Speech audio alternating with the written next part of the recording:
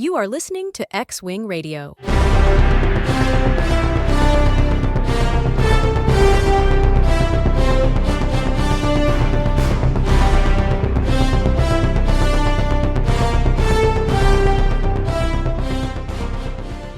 Calling all rogue Jedi. I'm David, that's Wesley, and you just tuned in to X-Wing Radio, your bi-weekly podcast from a galaxy far, far away. You left out bounty hunters, which might be important to some, but maybe not to others. So We'll get into that. Let's talk about that. That's probably trademarked. Can't say that. Anyway. Well, we can say that. It's a phrase, but I'm sure it's somewhat of copyright, however they go about doing that. Anyways, David, we're talking about Tales of the Underworld, another Tales series. Dark Disciple 2? What? Dark Disciple prologue. I mean epilogue.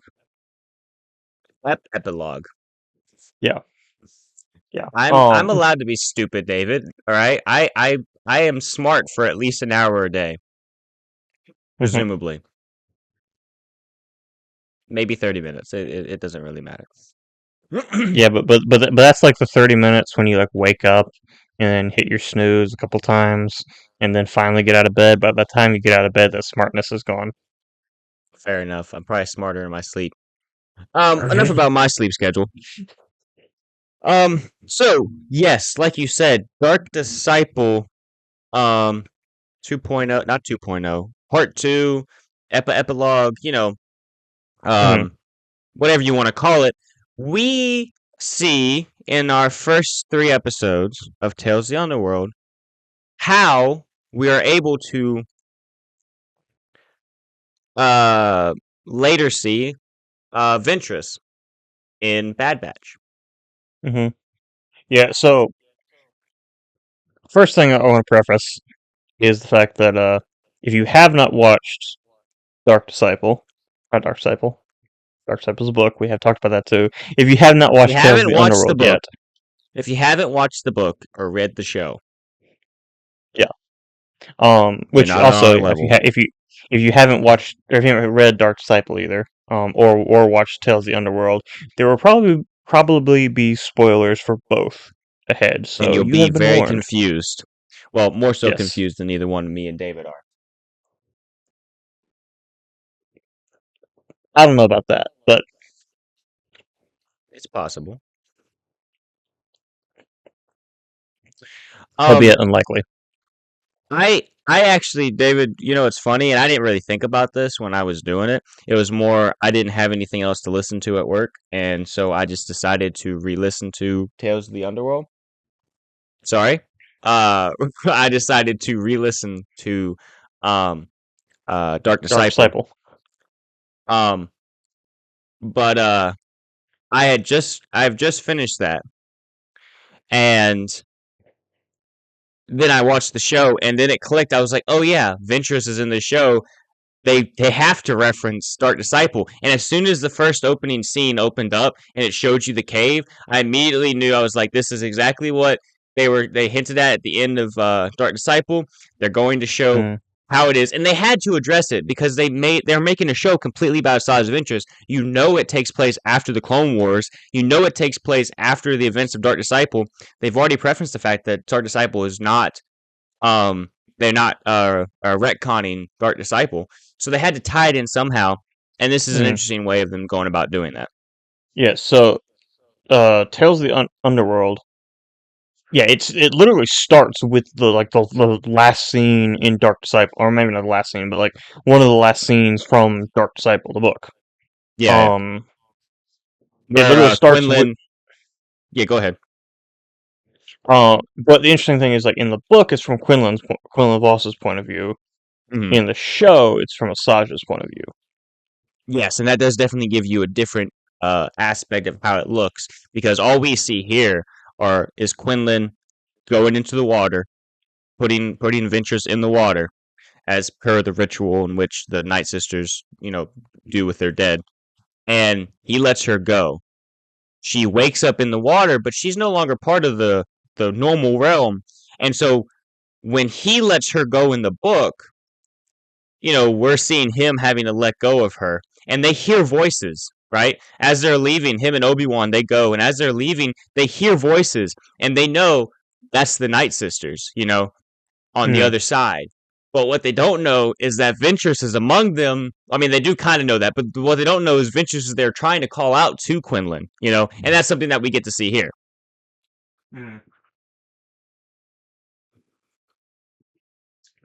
My laptop's not plugged in. Hang on. That could be very important. Yeah. You gotta plug everything in, David, before you start recording. I plugged my computer in, and I'm the dumb one. I thought mine was plugged in, but it's not. Maybe I had the brain. Maybe I had the brain cell at that time. Who knows? Yeah, you know what? You probably did. But yeah. I mean, we literally see that that scene kind of in Tales of the Underworld, because in Dark Disciple, like you said, you have that those voices. Now I do want to address one thing with this, okay, and a thought with it. So Mother Talzin is talking to Ventress, and she says you can stay with us, or you can go back to the realm of the living.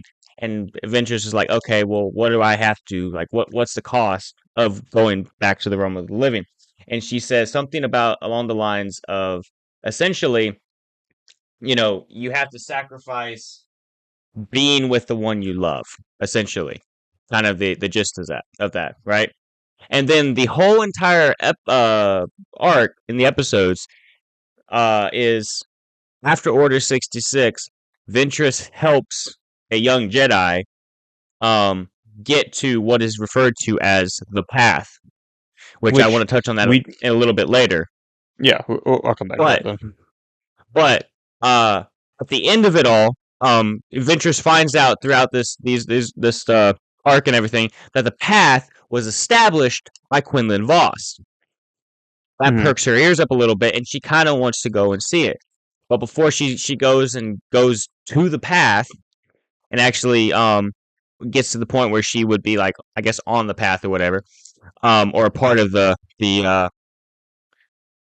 refugees Jedi or whatever, she leaves, saying that it's not what she it's not her journey, it's not this and that. Kind of in my mind, it seems like she kind of accepts the fact that her and Quinlan can't be together.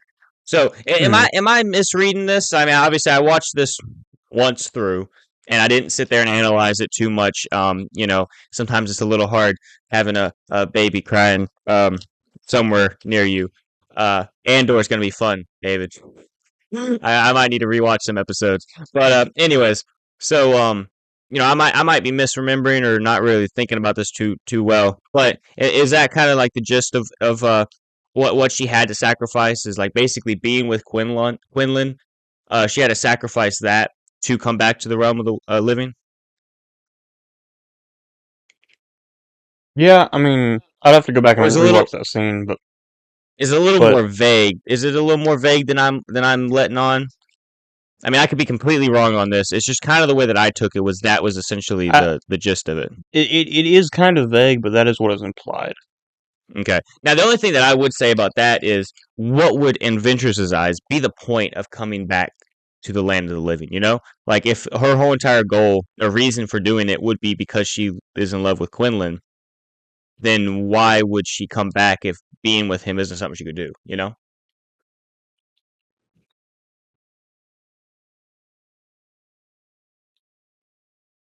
I don't know, unless it's the kind of thing oh, well, maybe I can't be with him, but I can, I guess watch over him, make sure nothing happens. Because, obviously Quinlan is all the time going into, I mean, his skill is espionage. He's all the time going into, scenarios and situations where he's not safe ever, really. Another thing, too, with this, too, is, and again, rewatching the episode might help. And hey, if someone stumbles across this video and actually watches it, makes it this far in it, and you're sitting here like, man, what idiots.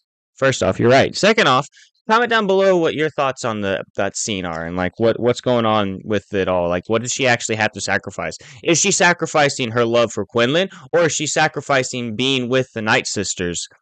That was another thought that just popped in my head about, is she having to sacrifice being with the Night Sisters, her family, the ones that she loves? Is she having to sacrifice that? Maybe when she dies, she may not be able to enter into that realm anymore. There's a bunch of different things to like think about with those different thoughts there. But that's just a portion of the episode. Actually, the very beginning of it all. What are your thoughts on that, David? I don't know. That is because that is one thing I did want to kind of talk about is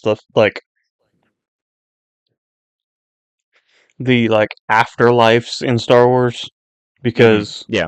like obviously we've seen that some, and we know the most about like the Jedi afterlife and how like a lot of the basically once the Jedi die they become one with the Force, and Mm-hmm. they can like become Force ghosts if they've given the training that they've had. Um, but it is interesting to think about because like okay, I know we've talked about this before, but like you know, it, they don't necessarily spell it out, but it's kind of implied that in some way, like the magic in Star Wars is related to the Force. Yeah, related but not the same necessarily. Yeah. So, it makes sense that like they would have their own afterlife, but it would still Well, you be also they'd still be like essentially becoming like one with the Force, but it's I mean, I and they're think different. kind of the way it's described is like everything in like every like living thing in the Star Wars universe will, when they die, become one with the Force. Just Mhm. because like Obi-Wan's explanation in A New Hope, the Force like holds the galaxy together. It penetrates Mhm. everyone, so like everyone will eventually become one with the Force. But it's just Yeah. depending on, I guess, Mm. which We also got to think about how it you too. interact with the Force in your life. Your Yeah. afterlife will be different. Yeah, we also got to think about it too. So, you got the witches on Dathomir, right? And they use magic Mm, and the Force combined or whatever. So, like, their ritual in which they tether themselves to the Force, like you said, would be different. We also got to think about too, what about the ancient Sith, right? Who would tether their souls to to like their tomb or something like that. They couldn't leave the tomb necessarily, but they could like stay there, and like people could come to them and like talk to them or whatever, and those things that could haunt people, whatever. But like that's a completely different thing too than being the Force ghost. And so it's like, mm, well, that could also go back to like what you were saying with like the way that they interact with the Force in their life can change how they interact or how they go about doing things in their death, and what kind of afterlife they interact with. That could also be the thing too, where it's like there's a certain, I don't know if I want to necessarily say ritual, but there's certain training you have to go through to, mm, or at least the way that we understand Force Ghosts, you have to go through a certain type of training or whatever to be able to get to the realm and become a Force Ghost, yada yada yada. So that could be the same thing with the Night Sisters and with the Sith, where there's certain rituals they have to perform to get them there. And since they're different, they interact differently. But that is an interesting thing. Is like we don't really know a whole lot about that. I mean, even with the Night Sisters, like the like the way that sometimes they're dead come back. You know, like how does it all work? We don't necessarily mm. know a whole lot about all that stuff. Like because one of the Night Sisters' powers is necromancy. Mm, So like I don't know exactly how that works. Are they just reanimating That the corpses, or are their sisters actually fighting alongside of them? Like sometimes they have mentioned before. Or is yeah. it just that their bodies are fighting, but their souls necessarily aren't? It's a very convoluted thing, and the thing is, you know, it's not like that's an area. Well, actually, no, I can't actually say that that's an area Star Wars hasn't delved into because I haven't read every single Star Wars book or comic. There probably is Mm, somewhere where this is delved into a whole lot more. And if anyone, feel free to educate us on that. We would love to But learn a little bit about that. But you can also obviously, like, reading some of the expanded, going back a little bit to kind of talking about the magic and stuff. Like, obviously we just read the Bane trilogy. Yeah. Those books. And in those books, obviously talks about like Darth Xana being skilled in the dark side of the Force and in Sith alchemy. Magic alchemy, yeah. Which again, it is kind of described. It's described as two different things, but still channeling like dark side energy. So like you're talking about like magic, like with in regards to like the Night Sisters, like it is still like somewhat related to the Force, but it's different. I think you can slightly. almost think of it. You can almost think of it as like, okay, like the Jedi and the Sith both use the Force, but they access it different ways. I think it's the same way with like the Night Sisters. They kind of access it a different way, but they're still like Force users, basically. Yeah. I think that's definitely a good way of looking at it. Now, David, I do want to make this one comment. So this is a 3-episode arc for Ventress. These are some short episodes, like 15 minutes, I think around 15 minutes, maybe 20 at most. Obviously, there's the runtime is different than the actual episode length because we have a ton of credits and we have a ton for the opening and stuff like that. But it's about 15 minutes, I think, is what I was really seeing. Maybe 15, 20 minutes at most. These episodes are over and done with very, very quickly. I felt a little bit like I was getting a sample. Like you go someplace and they say, "Oh, I got a sample for you," and you try it and you're like, "Ooh, that's really good." Well, now I want the whole thing. Like now I want what actually like the actual thing is. And I'm sitting here and I'm like, okay, I understand in this, and I feel like a little bit more so maybe with the Cad Bane story. I was feeling like maybe I wanted a little bit more. But even with Ventress, it was like, okay, the whole entire goal of all this is get to the path. Maybe possibly see Quinlan. Okay. Well, we meet this kid, whatever. Stuff happens, whatever. Okay, they make it to the path. Oh, now we're done. Now we're riding off into the sunset. Okay, well now what's next for Ventress? What happens next? It's making me want to know what's next for this character, which maybe is a good thing, but also like I don't know if you felt the same way, where it's like I just felt like I maybe wanted a little bit more than what I was given. Yeah, I mean, I don't know. I could see that just because it's like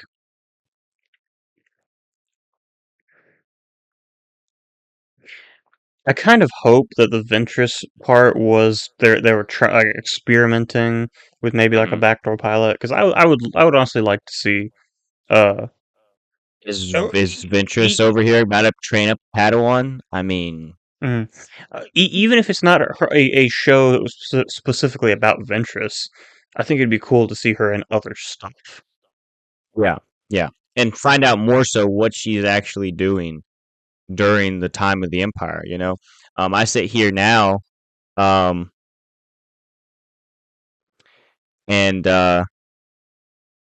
with Ventress's page on Wikipedia opened, right, and it says born 50 BBY on Dathomir, and then it says died 19 BBY on Christophsis, and then underneath it says resurrected.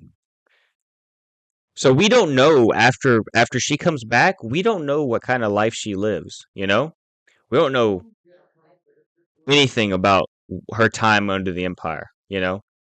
So there's so much that we can learn. There's also so much that we could learn about characters like Quinlan Voss, which the path is becoming increasingly more prominent in Star Wars media in recent years, I feel like.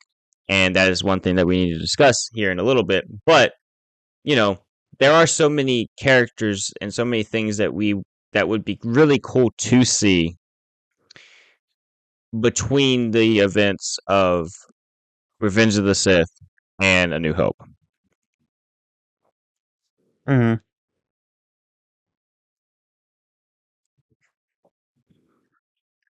Yeah, like, I don't know.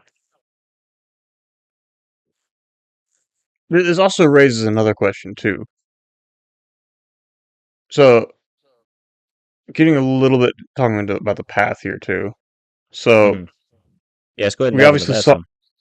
So, we saw that in Kenobi, right? Mm-hmm. Because we saw bits and pieces of that in Kenobi, and in Kenobi we actually I'd watched a video about this. I didn't actually remember this, but I think it was a video that Theory had put out. But anyway, we in Kenobi, when he's in that room that's like part of like the path, which kind of like I actually kind of like that. So the path is giving off like Underground Railroad vibes, Yeah, like yeah, which I think is the big point. time. But yeah, and so obviously Obi-Wan, when he was on that, I forget what planet he was on, but he's actually in like one of these like secret rooms that's part of the path that like they hid Jedi in at one point, and in this room there were a bunch of like names and stuff, Yeah. and he's reading off some of the names, and he mentions Quinlan Voss. I did not remember this, but Yeah. It's been a while Obi-Wan since I've seen mentioned Kenobi. yeah, but Obi-Wan mentions Quinlan in that scene, Mm-hmm. and that I really hope that they do dive more into the character of Quinlan Voss because he's such a fun character. We see him so very little in in the TV media. the And only go ahead. as far as I know, the only canon stuff we've seen Quinlan Voss in is that one episode of Clone Wars and then the book. That's the Mm-hmm. only things that we've seen Quinlan in. And I guess technically There's episode probably one because he's in the background, but there's probably some comics and stuff like that that he's also in. That I I would would assume so. But that's an area in which we are a little bit lacking. Working on it, but still lacking in that area. But I would assume he's probably in some comics here and there. But yes, those are the only things. But I would love to see more from him because the thing is with Quinlan is like, again, we don't know. We don't know when he lives or dies, like how long he goes and what all he does. Like we could see, like you said, his whole entire thing is espionage, right? So the amount of damage he could deal to the Empire, helping a rebellion. I mean, obviously he did the path, which David, I don't want to give you too many spoilers. You have not played Jedi Survivor, have you? I have not. No. Okay. Um, I know you were talking about it, I think, a couple weeks ago, and mentioned that you've already seen some spoilers for it. But to give you not really spoilers, but a thing with it is they delve into the path within Jedi Mm-hmm. Survivor, and that's a big part of what's going on in the story. And I kind of heard them talking about the path here, and I had just finished the game, and so I'm like, that's kind of cool. And like you're seeing all this stuff tie together, and it's like, well, maybe they can really start tying some of this together with introducing characters, from other media, like the games, like we've talked about it before. Are they ever going to bring Cal Kestis into the mainstream Star Wars media? Well, maybe they will, maybe they won't, but stuff like this can definitely help bridge that gap to where they can bring in stuff like this. Mm-hmm. But okay, the one thing with like okay, I would love to see Cal in something live action. Hmm. But I think we've talked about this before. The biggest thing too is you do have to be careful to not to do it in a way where if you haven't played the games, you're not missing anything. You have to reintroduce the character, essentially. Yeah, yeah. But you need to do it in Because such a way that you're not retconning anything that's happened. yes, because obviously most Star Wars fans are not going to play the game. I mean, well, maybe not most, but there are a lot of Star Wars fans that are not going to play the games. Yeah, yeah, exactly. So yeah, you do have to be careful with stuff like that. But I would love to see someone like him come Mm. into the But mainstream media. But that may not be you something know, we ever get to see. that might be something we see Ventress in later on. Come to think of it Hmm. now, because if they've already dealt with Path, maybe like a a third Jedi game we might see Ventress in, because you've already got the path kind of like tie in there. You've got obviously Mm, Cal's the surviving Jedi. You've got the Night Sister tie in with Marin. that's true. I have honestly been waiting for them to obviously I finished both games, but throughout both of them, ever since you meet Marin in the first game, I was like, okay, when are we gonna get to see Ventress, or when are we gonna get an Ventress name drop or something like that? You know, when are we gonna get an Easter egg for her? Never came, or at least never came in a very prominent way. There might be someone who saw something at some point and I don't know about it, but I have never seen anything pertaining to Ventress as a Mm, character in the games. But I've been waiting for it, and if they could make a third one, and you know, because the games are successful. Like people love the games, so it's not like you can't make another one and make a lot of money off of it. So make another one and maybe even have some kind of a tie-in with a character like Ventress, because like you said, there's a lot that could happen in the time yeah, frame I mean, of cor- the 19-year gap. yeah. Correct me if I'm wrong, because you've obviously played the game. Hmm. But from things I've seen, it seemed like Marin was almost more of like an actual like companion in Jedi Survivor, like at points. Points, yeah, at points. Yeah, It did get a little it would annoying be. because there would be points where she was an actual companion and you would be like on missions with her, and then there would be Mm, points where she would just stay at the ship and you're like, well, why can't you just come with me now? Like, it was a little bit finicky like that. Sometimes it'd be different, but yeah, she was a little bit more of a companion, so you get to see a little bit more of her side of things and like how mm, she fights and stuff like that. yeah, which it would be cool if you had Ventress introduced and you had stuff Hmm. where Ventress and Cal go off and do like quests or whatever. Yeah, that'd be real cool. Even if it's literally just like Saw Gerrera in the first game, where it's like Hmm. kind of a like just a one-off kind of more like cameo type thing. Yeah, I definitely think and that's another thing too is and I understand it's a lot easier to bring in characters from live action into video games, but we're seeing so much crossover right now that I feel like it wouldn't really be that hard to to bring in a character from a video game into the mainstream and like make that pretty seamless, and like introduce them and all that stuff so people who haven't played the video games don't feel alienated, but people who have a little extra knowledge, of like Hmm. events that have happened and stuff like that. Yeah, yeah. Like okay, like let's say if you do introduce Cal in something like even post Empire, like Hmm. you can reference stuff that happens in the games. In fact, you Yeah, probably yeah. should reference stuff that happens in the games, but you can also do it in a way where it's not like, oh, if you're just going to be completely lost if you haven't played the games. It's kind of like okay, so this is a random poll for a reference, but what do they say? You remember in Avengers when Hawkeye and Black Widow are talking and they're like, "Oh, this is just like what do they say? Some Oh, other Budapest. operation yeah, this is just like Budapest." It's like, "Oh, you and I remember Budapest completely differently." And it's like that's a throwaway reference. There's nothing like necessarily that specifically was referencing, but you could do something similar to that, where Cal's like, "Oh yeah, like just like on Kashyyyk," and we're all like, "Oh, I remember what happened on Kashyyyk," and it's like, but then if you don't know, it doesn't really hurt you for the story, You can Hmm. reference stuff like that. You can reference other characters, but it won't hurt you for knowing what's actually going on in the present media of whatever you're watching, Hmm. you know. Yeah, and So I there would are like to ways see them do ways to something do like that. that. Yeah. Back on to Ventress, Um. David. For whatever time we want to continue talking about her. Oh, unless you had something else to add. Sorry, I cut you off. No, no, no. There's nothing else there. But or at least nothing else important. Um. Well, now I'm curious. What's not important that you had to say?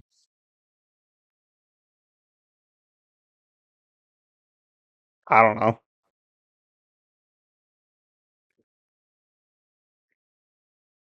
I don't know what I'm doing with this. Anyway, Can't take I you got a little. anywhere. Um. You didn't. You haven't taken me out True. for a nice dinner in a long time. Ever, actually. I was about to say. All right, David. I'm expecting a real nice steak dinner in my future Okay. that I don't have to pay for. Let me add that onto it. I mean, okay, look. I will sign the bill if I can use your card. I'll think about it, but deal. Okay, right in $100 tip and. Yeah. Good thing I'm good at pickpocketing, and I've already taken your card. Yeah, that was the one that you lost a while back, and for some reason didn't decide to cancel. Anyways, David, what else do we have to talk about for Ventress? So I know we've kind of touched on it a little bit, but where do you think we might see Ventress at some point in the future? Like, what kind of projects? Honestly, that's a great question because the thing is like, okay, so right now, where's Ventress at? This is sometime after Clone Wars, right? Order 66 has already taken place. We saw stormtroopers. So this is after the Empire's taken over. How long into it? We don't specifically know. It could be a year or two after. It could be 5 years after. We don't really know specifics on that unless you We do, and I also don't know. don't. We also. I don't even know if it's really clear if. Okay, so obviously there was a time skip between the first scene of excuse me, in these episodes and then the bulk of the story, because like, okay, like we already talked about, first scene of this episode is like that, the same as like that last scene in Dark Disciple. Well, this says right here on her official Wikipedia canon side that she died in 19 BBY on Christophsis, which means that this is claiming that the end of Dark Disciple takes place 19 BBY, probably not too long before the events of Revenge of the Sith, which is a little confusing if you try and tie in Kenobi's connection into a lot of this, but that's beside the point.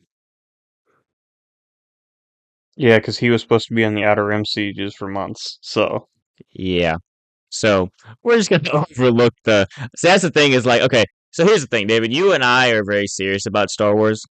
Not everyone that we know is. We recently went to see Revenge of the Sith, and you and I are over here sitting trying to overanalyze it, and then you got your brothers, and they're just like, "Yeah, you're gonna hurt yourself, hurt your head if you try to overthink it," which they're right.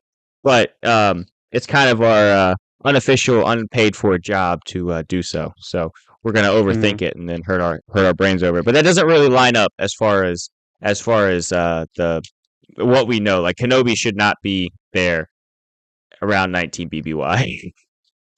I mean, okay, to be fair, we don't really know when this stuff lines up, because Actually, technically, all we know is that Anakin's been out at the sieges. We just always assume that Anakin and although Obi-Wan are together. we like, just from the way stuff works, we have to assume that months was only like 7 months 2 or 3. at the most. Like, But based off of the way she looked, it's probably closer to like maybe 5 at the most. Maybe 4, yeah, actually. yeah, because I think we talked about Padme's that pregnancy last is time. hurting with my head. Yeah, we talked about that last time with Revenge, when we were talking about Revenge of the Sith. It's like, okay, obviously she's not really showing in that first scene. Like she has And then looser clothes on, but I still think the way that the clothes she's wearing, you should be able to see more if she's within a month or two of having the kids. You yeah, can even and say that obviously, she's early, but you still have to be able to see it. I mean, like for twins to be yeah, developed. and So obviously, like, we see like her, progressing throughout the movie. Like, she's yeah, obviously getting closer and closer to the movie. So, like, progressing and then regressing. It's yeah, we talked about that last time. So if you want to know what that we're talking about, that just go back. We'll go back and watch that podcast. yeah.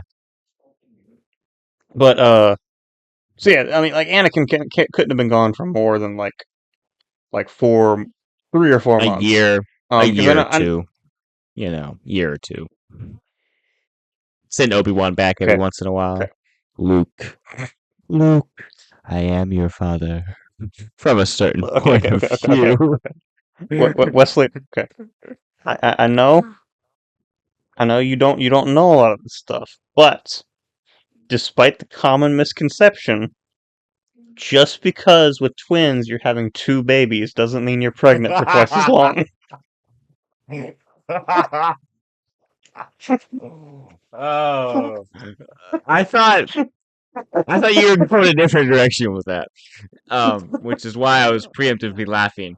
That's still good though, and I'm not gonna tell you where I thought you were going with it. Nah, never mind. I'll tell you. I was gonna say just because you have 2 babies doesn't mean there's 2 dads. But anyway. I mean that too, but I mean, the way the Clone Wars played out, you'd think it.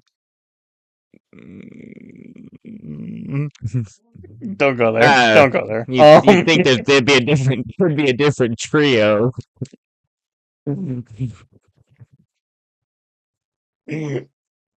Ah. Well, David, my face is redder than my beard, so I think it's time to move on. That's just the way you naturally look. But anyway, Oh, fair enough. As long as I don't look weird. My point with all of this was it doesn't make sense. Okay, let's say if it's like January, February of 19 BBY, you can still end up with Revenge of the Sith in like October, November of 19 BBY. Yeah, still line up. I mean, it still works just fine. It's just sometimes having to think about that. All right, so where were we going with any of this? So, okay. Where are we going to see her? Where are we going to see her? That's what we were talking about. But what I was originally trying to get to with this is the fact of, like, there is a time gap between that scene and the rest of these episodes. Because even if it's just like a year or like 18 months, there is a time gap. Because obviously we see like stormtroopers around. We also got to think about the fact of Bad Batch, and this would have been after Bad Batch when we get the time jump. More than likely, this would be after Bad Batch. Because actually, no, it would have to be after Bad Batch. Yes, I was thinking about that because obviously we see Ventress in Bad Batch, and it's not like it doesn't really spell out. You might be thinking something different, which if you are, you can tell me. But I don't think it really spells out specifically whether this takes place before or after that, or like Ventress before or after that. I would assume before that, mainly because she doesn't have the kid with her. But yeah. But another thing too is we only see like the early implementation of the stormtroopers in Bad Batch. Well, yeah, because Bad Batch takes place, probably within 6 months to a year after Order 66, like pretty much entirely. Maybe not specifically, but about that would be a rough estimate of that time. Maybe a little bit more, close to 18, 20 months or so.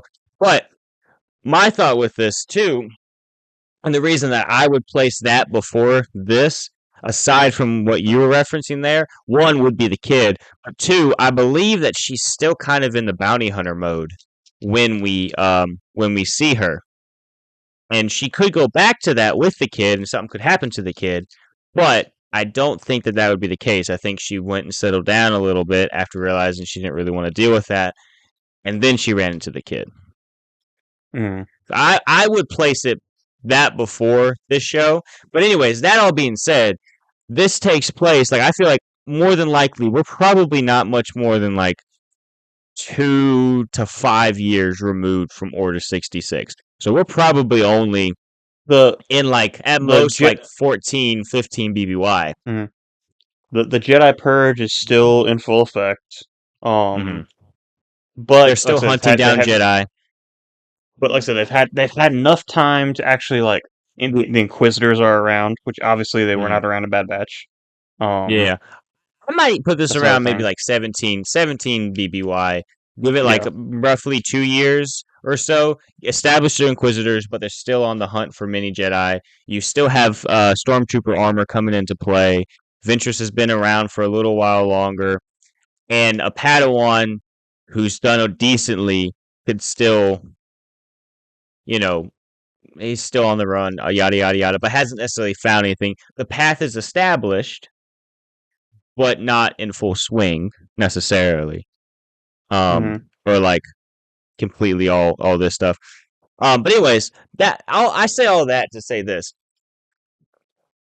The reason this is important is because because of what comes next for Ventress, right? We don't have any more shows planned, at least animated, between coming out anytime soon between what's taking place here and A New Hope. We don't have any more shows. Well, we have Andor. Isn't But Andor's the Maul show supposed to take place between in this time gap? Well, you know what? I don't. I forgot. That is a very well. Think about it. Think about it though. Who would be a good foe for Maul to face during this time? Maybe Ventress. Maybe Ventress with an apprentice. Maul has his own apprentice. What would they be doing during this time? They could be bounty hunters. They could also be trying to help out the rebellion. They could also be getting tied in with some of the crime underworld, which is where Maul is. I was about to say, if they are going the bounty hunter route, if Ventress does go back to like the bounty hunter route, she would be in the middle of all this like crime syndicate stuff. Yeah.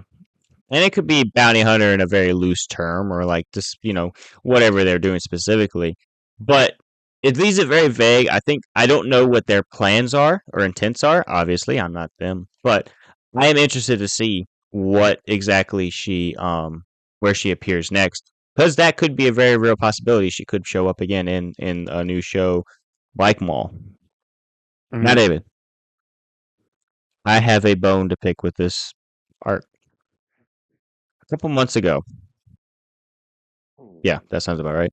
A couple months ago, we made a comment, and I made a short out of it, talking about how, I think this is when we were talking about Bad Batch, and when Ventress came into Bad Batch. I said, because of the skill in which Ventress has, she was trained by Dooku, she fought and held her own very well against the likes of Obi-Wan and Anakin in the Clone Wars. This is like peak Obi-Wan and Anakin. And sometimes she held her own against both of them. Okay.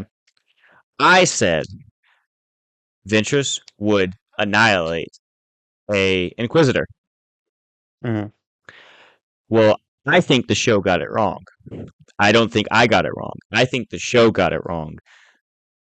I understand why the fight played out like it did. I do not like how the fight played out. In this show, Ventress faced an Inquisitor. I think that fight should have taken about 2 seconds, and they moved on, because Ventress is skilled enough. I don't care how long it's been. She's skilled enough that she should have handled an Inquisitor very easily. So my bone to pick with this show is that they got that fight wrong. I mean, freaking Ahsoka Tano, which I understand skill and all that stuff. Freaking Ahsoka Tano over here in her Tales episodes went into a fight with an Inquisitor and killed him without a lightsaber. And that was how long after she had been with the Jedi? I think Ventress, as skilled as Ahsoka is, Ventress should be at least on par with that. This fight should have been nowhere near as long. That's my bone. I'm throwing it out there. So, and that's what I think what we talked about a few weeks ago when we were talking, because I think we talked about it originally when Ventress was in Bad Batch, and then we talked about it again a few weeks ago. But yeah, I mean, like Ventress. Okay, like obviously any like Imperial at this point who you want to like have like a lightsaber fight with, you have to have either an Inquisitor or Vader. Mm-hmm. And obviously, like Ventress is like leaps and bounds above an Inquisitor, but Vader is leaps and bounds above Ventress. So it's kind of difficult. I don't think that they should have introduced Vader in the show, and I'm glad that they didn't. I think a fight like they showed us could have been Vader, but the issue would be, how would she escape? And would Vader really be going full throttle at her, or would he just be testing her, because he could be playing with her, and that's one thing. But yeah, like you said, she's nowhere near the skill level to beat someone like Vader. Obviously, yes, she fought against Anakin. Anakin and Vader are But not the same. Their fighting well, okay, styles are there's that. different. There's that. There's Anakin and Vader are not the so same. But also, I think Vader would be trying to kill her, whereas Anakin was not. yes, and that's also a thing too.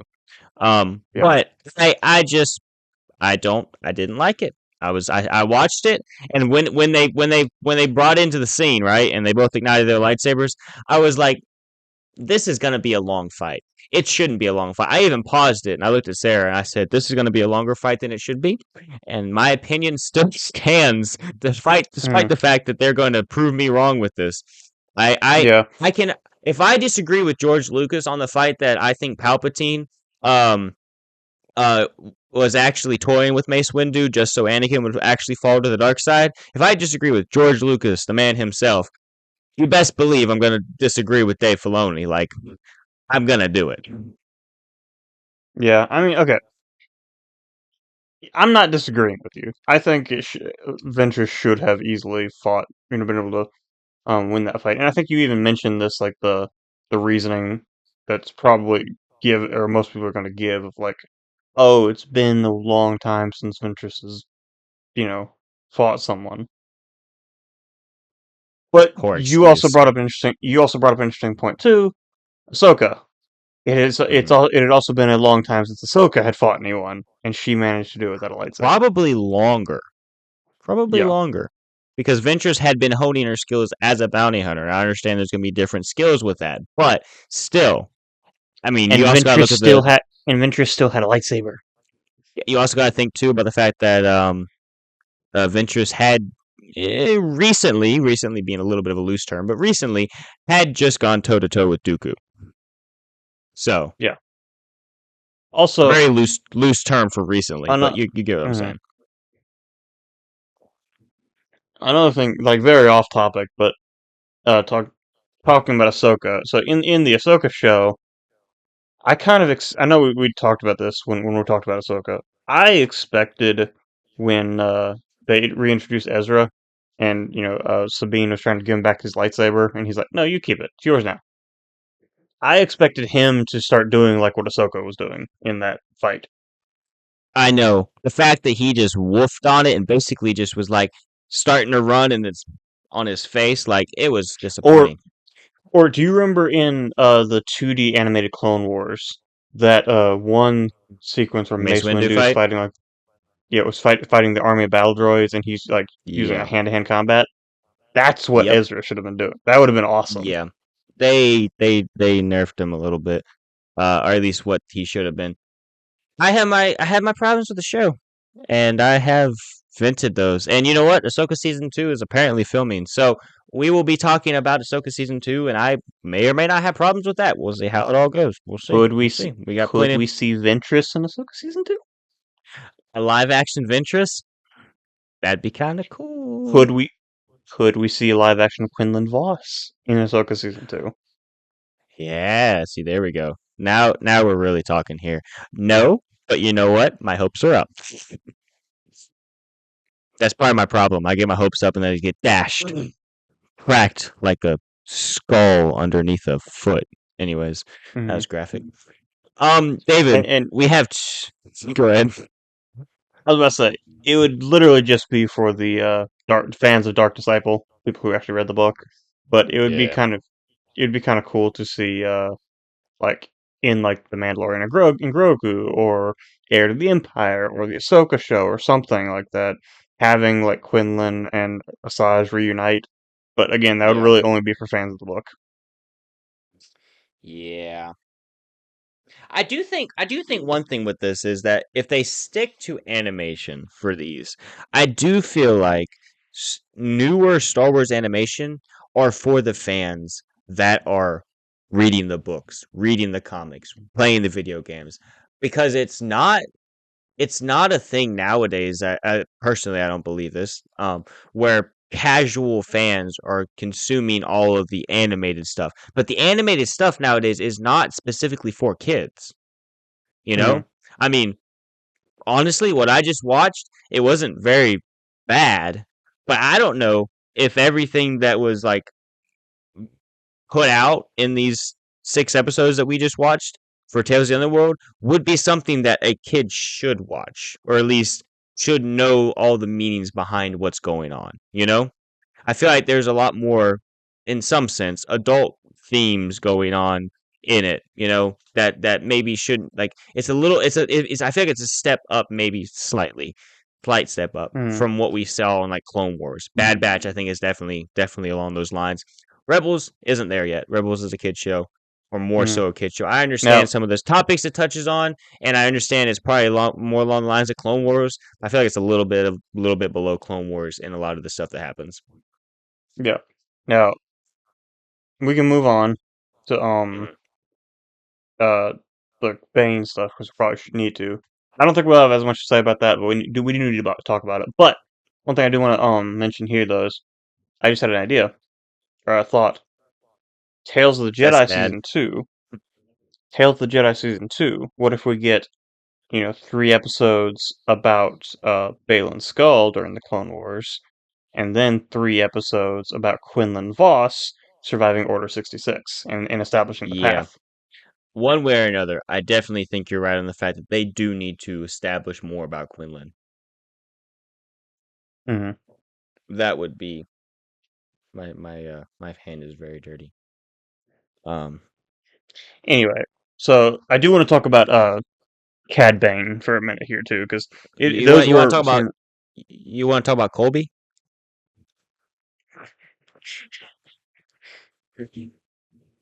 Let's talk about Colby. Sure. Yeah. So Colby Bane? I actually didn't realize that this was going to be like an origin for Cad Bane. Well, I wasn't sure what it was going to be. I did figure, based off the trailer, I did figure that it would be a younger Cad Bane. I didn't realize how much of an origin story it would be, you know? Yeah, so we obviously actually get to see like Cad Bane as a teenager, pretty much. We get to see Kid Colby. I mean, that's like prime Kobe, honest. Kobe? It sounds like I'm saying Kobe, like basketball. Kobe Bryant. But anyways. Yeah. I liked how like Western these episodes were. Yeah, it was definitely a Western feel. They had so many standoffs. A bunch of things. It's interesting to see too. Like I guess kind of how Bane got into all this stuff, you know. Like you said, I don't know how there's really to say about a lot of this stuff. There's some implications and some things that actually happened in it. I will say, having this is fresh in my mind. Well, I'll say 2 things. One, again, these episodes were way too short. I feel like there was points in it where I think these episodes made better use of their time than the Ventress ones did. But I still feel like they were a little short and sometimes a little bit like, why do we need to see this? But the other thing that I would say about this is he is, I mean, there's a reason that he, for a time, was the best bounty hunter out there. He obviously was second to Jango Fett. Jango Fett died. He never got a chance to one-up him, so he went after Boba. And I don't believe, right here on his Wikipedia page, it says he died 9 ABY on Tatooine, referencing Book of Boba Fett. I don't believe he's dead. I don't feel like you can kill someone like that. Like he needs to, that can't really be the death for him, you know? Like he needs to have something else happen. And I feel like they left it open-ended enough that he can die, but they also could bring him back and have a very short explanation for it. Anyways, though. But he is an extremely fast draw because he drew 2 pistols and shot him in the time it took the one guy to draw one, whatever his friend's name is. Nero. Nero. Yeah, he was just slow. Mm-hmm. So it is interesting too that like so Bane's like mentor Laszlo was actually the one who originally like where the hat came from. Had the whole get up and all that we know Cad Bane for. Yeah. If Laszlo wasn't green, I mean, I would have thought, oh, there's Cad Bane, because a lot of the same features and everything like look almost the same. And obviously, the fact that you're following around these two kids, you know that that's going to be your main characters. But it is interesting to see that. Mm-hmm. But yeah, that's kind of, like I don't know. It was interesting getting to see a little bit more of like Cad Bane's origin there. Mm-hmm. But I don't know. Let's talk about the big thing for a second here. Unless you want to Yeah. have something else to talk about first. Nope. Let's go for it. So I actually He's got. I was watching Go ahead. this at work, and I actually had to rewind it and look at this part or watch this part again. Mm-hmm. Which that line. I just had it on the TV, like literally right before I got on the call. I cut the TV off, and I was sitting there, that happened. He walks off. Credits roll. I was just sitting there, like shaking my head, like, wait, what? You know? So And I, but I just like, that line. So Cad Bane, they had Cad and Nero have like their standoff, yeah, and Cad, like you said, Cad Bane draws like two blasters and shoots Nero twice in the chest, and then Cad's like, "You took everything from." Okay, so back up a little bit. Uh, so I know we said we weren't really going to get into the story of it, but you're I'll fine. kind of just go over a little bit. But Cad Bane had just spent a like long time or maybe not necessarily a long time, but years. It kind of implied in prison Yeah. because Nero, who was his like childhood best friend, had actually gotten him locked up because he had killed the marshal in this town. The marshal had killed Laszlo, who Laszlo. was Bane's mentor. In their like gang or whatever, there was another what species are they? There's Cad How Bane about and Nero and all that. oh, I have it right here. It says species Duros. Duros. Duros, okay, yeah, Duros. So yeah, but there's another Duros woman in this gang named Erin, Mm-hmm. and she and Bane were really close. They had relations. Yeah, they were really close. I'll just leave it at that. But we come to Physically. find out in this third. Gosh, Wesley. We come to find out in this third episode that after Bane had gone to prison, that Nero and Erin had gotten married and had a kid. It Now was there blue. were hints. I was about to say there were hints in it because Nero and Erin were both green, I but love the kid, how I the baby comes out a different color, and you're like, wait a minute. yeah, Isaac, the kid was blue, which I didn't think about it that much until the end of I this didn't. episode. I honestly didn't really realize that she was green, but I also watched the episode like half asleep last night. So Yeah, so okay, by the time the third episode, after Bane gets out of prison and comes back to I guess get revenge on Nero, um, Erin is already dead. She had passed away years or before. Bane got out of prison. But anyway,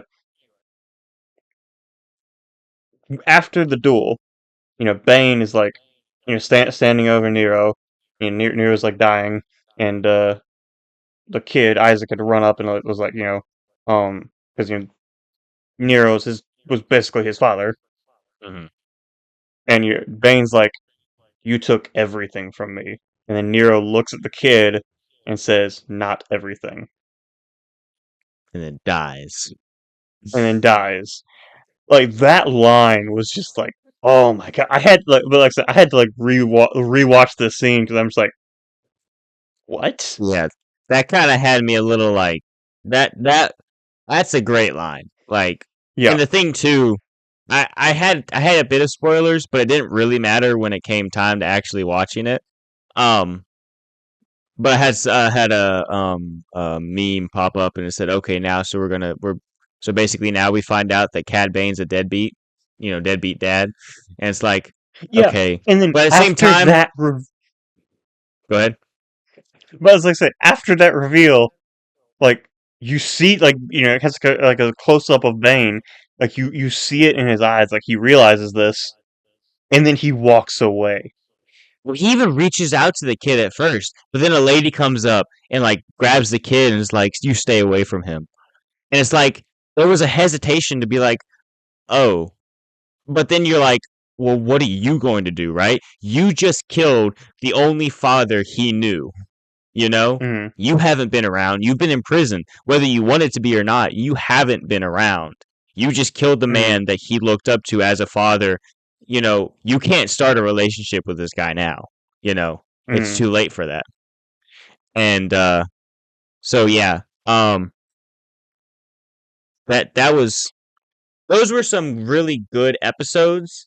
Um, very quick. I do feel like they were very quick to the point. I just wish we could see a little more Cad Bane. We also did get to Mm. see him turn into the Cad Bane that we know, essentially. After this, I'm assuming he went off and went with the rest of his gang and or maybe made a new gang. I think one of the guys died, the human guy in his gang died. I Mm. don't know about the other guy.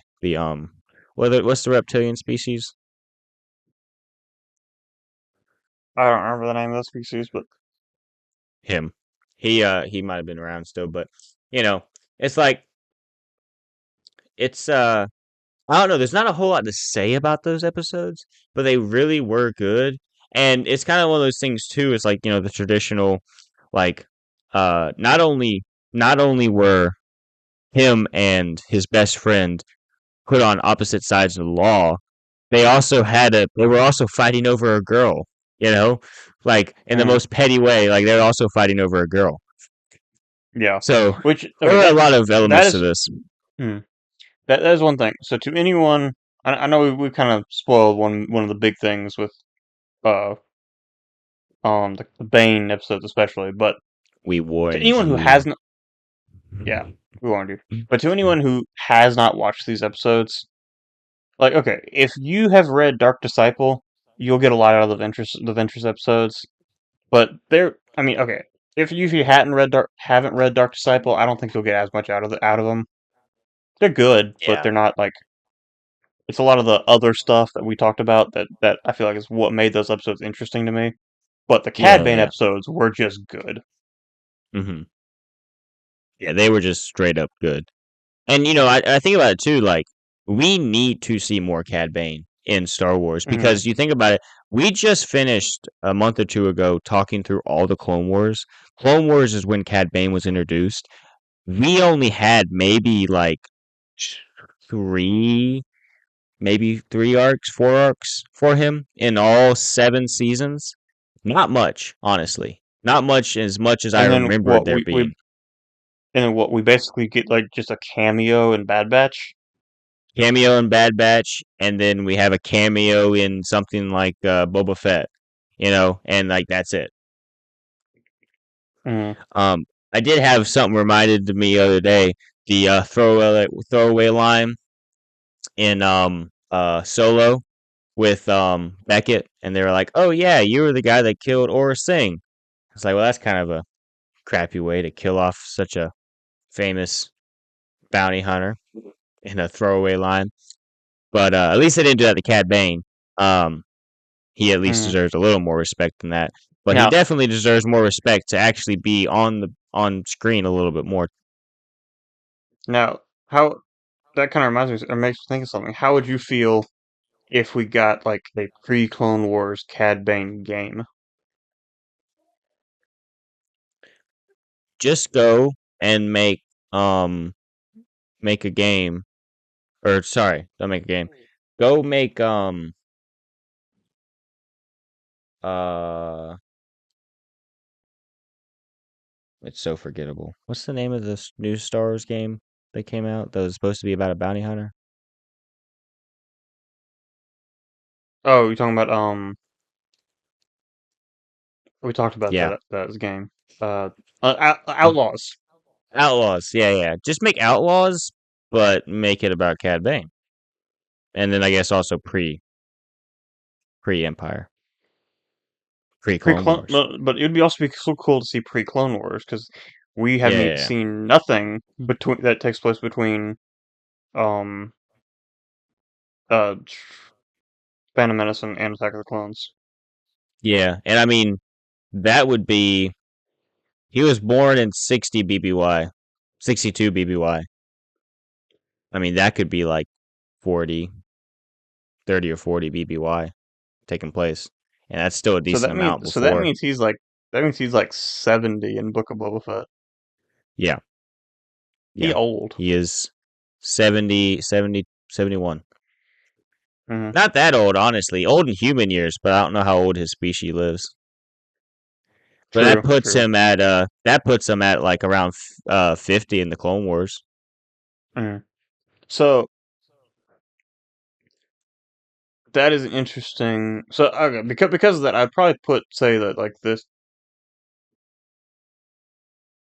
these probably be episodes. around So 40. these episodes. So the first episode probably takes place before Phantom Menace, and then the last episode probably takes place after. I don't know where the middle one would fit in, I but would say that the first episode probably takes place if he's let's say like 11, it would take place around like 58, 56 BBY. And then I would say those other episodes, or the second episode probably takes place around or mid 40 BBY.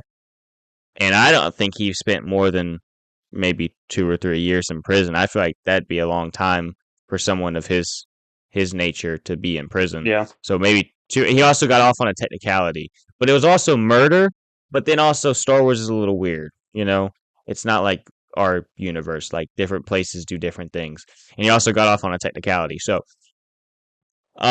they said he had 5 years left on his sentence. So I don't know how long of a sentence it is for murder in Star Wars universe, but I mean, I would say no more than five probably years. So depends on that probably depends on the system you're in. so it could take place around the time of Phantom Menace Yeah, maybe well, because coinciding with a lot of it. I don't know. I feel like in that second episode he was like probably 18, and then in the third episode he was like mid 20s. Yeah.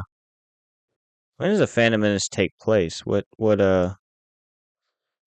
Like four or no, like 30 something BBY. Yeah, I'm looking it up right now because I'm curious. Because You're probably right. if Revenge of the Sith is 19 BBY, Anakin's like what, probably like 22, 9. 23. Hmm? So that'd be about a 12 year gap. Yeah, 10 to 12. Anakin might only be because I think he's 25 by the time because I think it's 25 years in the light, 25 years in the dark, and he's about 50 when he dies. I think he's around 25, so you could still put him around 19 or 20 in the Attack of the Clones. Attack of the Clones. Yeah, so that's let's say 19 BBY is 25. So that would put Phantom Menace because he's what, 9 in Phantom Menace. So Hmm. that would put him being I'd put like 14 years, so that's 33 BBY. Something like that. So I I'm would probably say curious. anywhere from 30 to 35 BBY. Yeah, I'm curious to see here what they say for uh when So Anakin was in that born. So this so right in that here is saying that he was. Wait, where'd it go? I just saw it. And I'm interrupting you, so I have to so say so something now. He but was that born would in put all 41 BBY. 41 BBY, so that would put 9 when in 9 years, if he was around 9, then 32 that would make BBY. Yeah. So yeah. So So Phantom Menace that put all 32. that probably put all 3 of these episodes before Phantom Menace. Yeah. But anyway, So that'd be 32 BBY, 10 years, 22 BBY, and then yeah, that'd make him 19, and then wait, so 19 BBY. he'd be 24. So he's yeah, not quite 25 then. Yeah. I guess depends on the month, but anyways, roughly Yeah. 24, 25. All right. What were you gonna say? So another thing that I want to talk about too. Um, since we got another Tales show, where would you rank the 3 we have right now? How would you rank them? Tales of the Jedi, Tales of the Underworld, Tales of the Empire. I would probably say the same thing, just because Tales of the Jedi was really good. Like, I especially Dooku was a loved, great choice, and I Ahsoka was a loved great getting to see choice. Dooku. Yeah, like Yes, I would love to see more Dooku.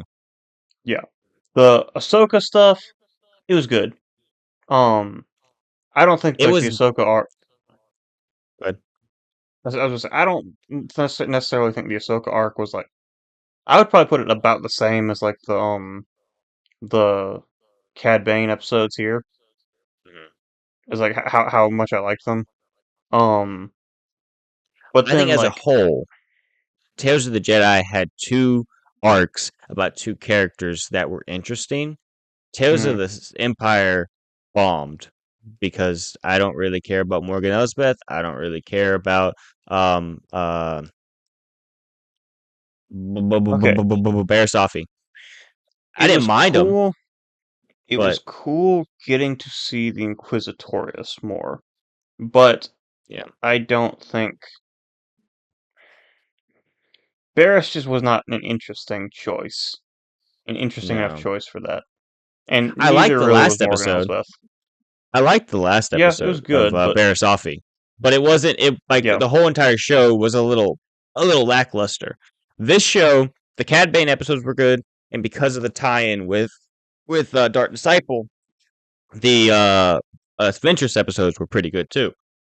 And so I think that puts that up there. But the Dooku episodes and the Ahsoka episodes were both really good, had really good moments in it. And it's one of those things where it's like, okay, that show collectively had two good parts to it. There are good parts in Tales of the Empire, and this show had good parts in it as well, a little bit better rounded. But I still think that Tales of the Jedi would beat it out as far as like which one's better. yeah, yeah. I would agree with that because like okay, if you're gonna break it down to like the arcs, like I said, I think the in this show in Tales of the Underworld, the Cad Bane arc was like really good. It's really well Yeah, done. Of course, we like everyone loves that character, so of course, we're gonna like it. Again with Ventress, I liked it because of Dark Disciple. If you hmm don't have that context, I don't feel like it's as interesting. yeah, I agree with that. I So, definitely agree with that. like, I'm not saying it was bad, but it just wasn't as good as as the Cad Bane arc.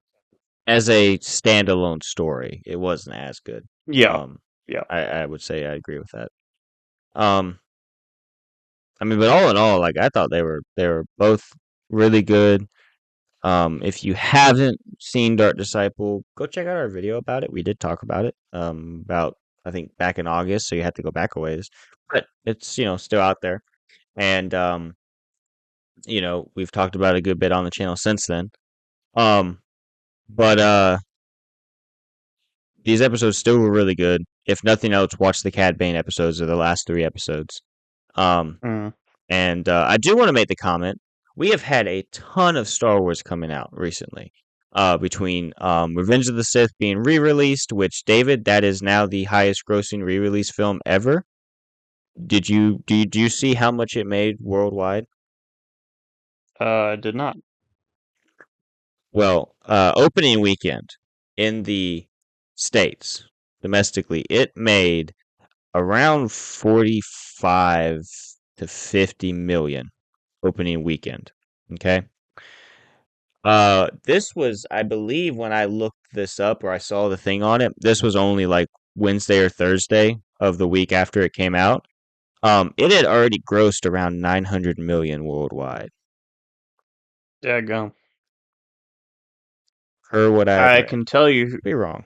I can tell you. It's In 2 years, when we get the 50th anniversary of A New Hope, and presumably they're going to re-release it as the trend has been kind of showing.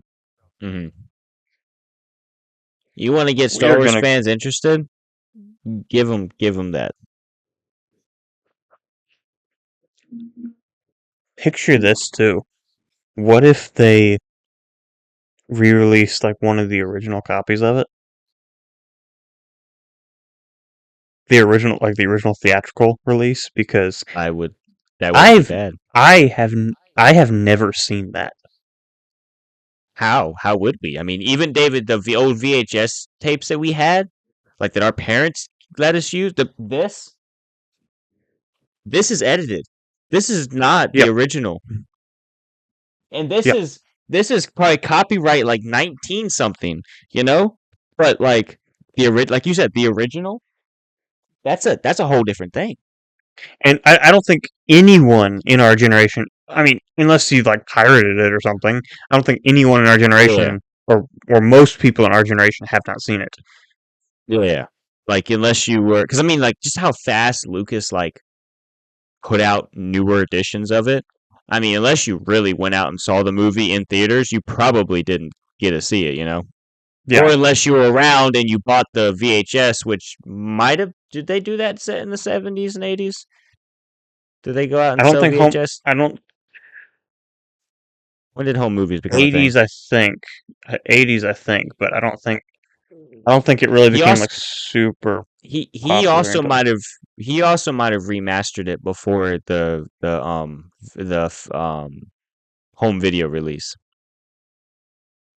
which might actually be the case. I believe he might have.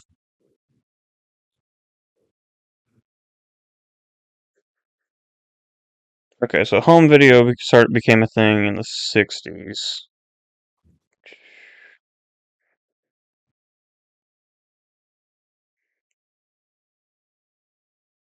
And then VHS came out in 76. So it would have been a very new technology at that point. Okay, so this thing I think says while different versions of Star Wars films have existed since the 1977 release of the original film, A New Hope, the first major changes were made in 1997 of the release of the special edition remastered. Um, so I don't know what all changes he did make, because correct me if I'm wrong, was Jabba a slug in the original version of it, or was he the guy? Or mm, was that just test footage? That was an actual part of the movie, right? he was just the guy. And then, if I'm remembering correctly, that was in the original theatrical, Mm-hmm. but got cut later on Yeah, when they decided Jabba was going to be the slug guy. yeah. I only have Empire and because this was saying with this special edition. So I would assume that this is probably the 1997 1997 special special edition, yeah. edition. And then didn't But he also release like a these 2004 special edition? I believe so. But these I think might be a little bit older. Yeah, this one says 1980 Lucasfilm. Um, no, that wouldn't be right. That's when Empire came out. I thought it came out in 80 and then Revenge of the Sith came out in 83 or 2. I thought it was 81 and 83. Maybe it was 81, I mean, 83. I have so the thing here says on at the top says it's approximately 180 28 minutes color 1980 PG. So this is saying it came out in 1980. So I don't know when this actual VHS. Hey kids, this is a VHS thing.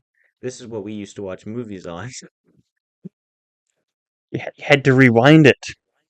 Yeah, I remember. And if you did, and if you didn't rewind, it, the people at Blockbuster got mad. This might be. There's a thing here that says copyright 1992, so this could be a little bit of a later. A little bit of a later. Blockbuster, David. You gotta explain what Blockbuster is. I'm thinking of that Studio C sketch. There's sketch Sketch. with like the Hello, sketch. sketch. Yeah, I was combining the words sketch and skit. 1997. Yeah, but I was thinking that the Studio C skit, where like Jason's playing like the grandpa, and they got like the kids who like he's talking about like basically like horror stories, talking about like technology in the early 2000s. Yeah, that's funny. You know, back Yeah, back that's back when the first Pirates of the Caribbean came out, and Johnny Depp actually cared about his career. No, he never cared. He never cared. Yeah, that's a funny thing. Anyway, do you have any more to say about this? I don't. I'm tired. My head hurts, and I'm done talking. Oh, what I did want to say though. I thought you just said you were done talking. Shut up. So, what I did want to say though is we've had a lot going on with Star Wars, right? And we had re-release. We had this show coming out. We had announcements from Star Wars Celebration, which just recently happened. We've had a lot going on. So, no, we have not forgotten about Andor. We just figured that we should probably, if we're going to wait this long to talk about it, wait till the whole entire show is out. So, as of this being released, this episode being released, it's going to come out on a Monday. Andor Season 2 is going to be wrapping up tomorrow, as of this coming out. We will talk about it next Monday. That's right. We are not going to be doing a bi-weekly podcast this coming week. We are going to be uploading 1 week and then the week after. So if you are listening to this and care anything about our schedule, next Monday will be the 19th. That is what I'm looking at right now. And we will be putting out an episode giving our thoughts on Andor Season 2 in its entirety. We apologize that we didn't get around to it sooner. We had a ton of stuff going on. I mean, me and David talked about this plenty. We had exams going on. I just finished up exams yesterday. So, we've been dealing with our fair share of stuff. We had our own other topics that we wanted to talk about with our Bane books that we just finished recently.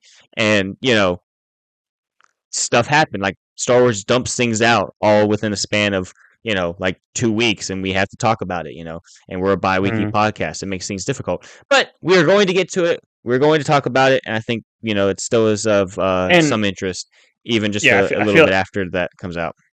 Yeah, I feel like also being able to talk about the season as a whole is going to be better. Which I still need to catch up because I'm behind. Yeah, you and me both. So we'll be caught up before we talk. We'll talk about we'll catch up before we record. At least hopefully. That's the goal. I mean, maybe not. Okay, fair enough. We can just talk about the first 3 episodes. So that's what I've seen. I'll give you like 2.5. I've watched all 3. I can give you a synopsis on probably like 2.5 or so. Mm-hmm. Yeah, I probably the same, honestly, because I listen to them at work, which that's a show that you really need to sit down and watch.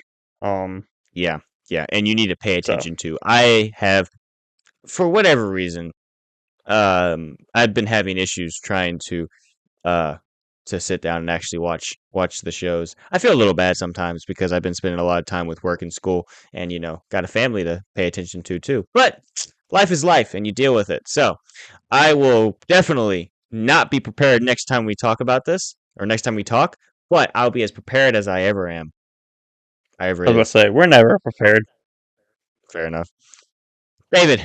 Which means we're prepared for anything. But not an outro. No, I don't think we're ever prepared for an outro. Yeah. Now This is podcasting. Please like, comment, subscribe, and let us know what you liked and what you didn't. I know what I didn't like. But anyways, see you next week. Stay tuned. May the force be with you. Bye.